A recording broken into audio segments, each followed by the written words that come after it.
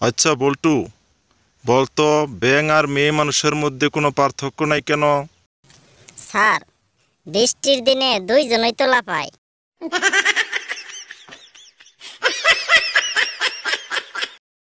বল্টু বলতো সংসার সুখের হয় কিসের কারণে? স্যার, সংসার সুখের হয় পুরুষের গুণে, যদি বউয়ের কথা শুনে।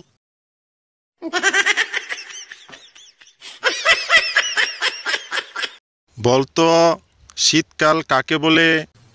স্যার, যে কালে বিড়ি না খেলেও মুখ থেকে ধোঁয়া বের হয়।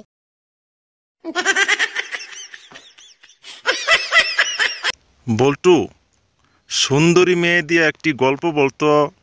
স্যার, একজন সুন্দরী মেয়ের সামনে দিয়ে যদি আরেকটি সুন্দরী মেয়ে চলে যায়, তখন ওই সুন্দরী মেয়ে বলে, আহা হা হা হা, ঢং করত।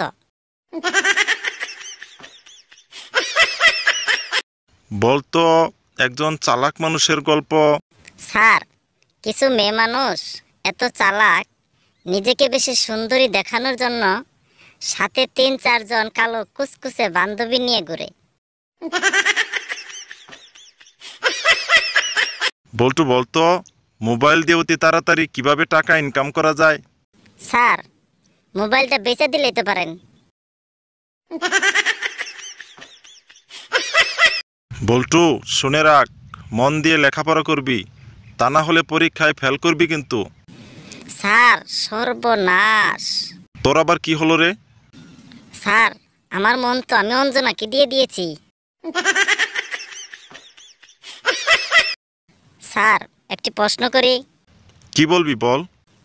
স্যার, আপনি যে বিয়ে করেছেন, তার কি গুণ দেখে? আমি বিয়ে করেছি তার গালে একটি ছোট্ট তিল দেখে। বলেন কি স্যার, এই ছোট্ট একটি তিলের জন্য এত বড় বিপদ মানুষের বাড়িতে আনে?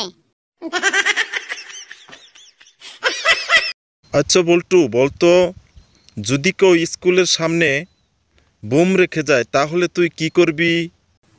স্যার, প্রথমে কিছুক্ষণ দেখব, তারপর টুপ করে স্টাফ রুমে জমা দিয়ে আসবো। হায় হায়, বলিস কি? বলতো বল্টু, বিনা খরচে কিভাবে বেঁচে থাকা যায়? স্যার, আজ থেকে তাহলে ডিসকভারি চ্যানেল দেখা শুরু করেন। বলিস কি? জি স্যার, জঙ্গলে বিনা খরচে বেঁচে থাকার আইডিয়া দেখায়। বল্টু একটা নতুন গল্প বলতো। স্যার, এক দুষ্ট ছেলে মাকে বলছে, মা, আমরা ইস্ত্রি করি কেন? মা বলল, কুচকানো জিনিস প্লেন করার জন্য। একটু পরে ওই ছেলের দাদির রুম থেকে ভয়ঙ্কর চিৎকার শোনা গেল। ছেলেটির মা রান্নাঘর থেকে বলল, কি হয়েছে? ছেলেটি বলল, দাদির কুচকানো গাল ইস্ত্রি করে দিচ্ছি।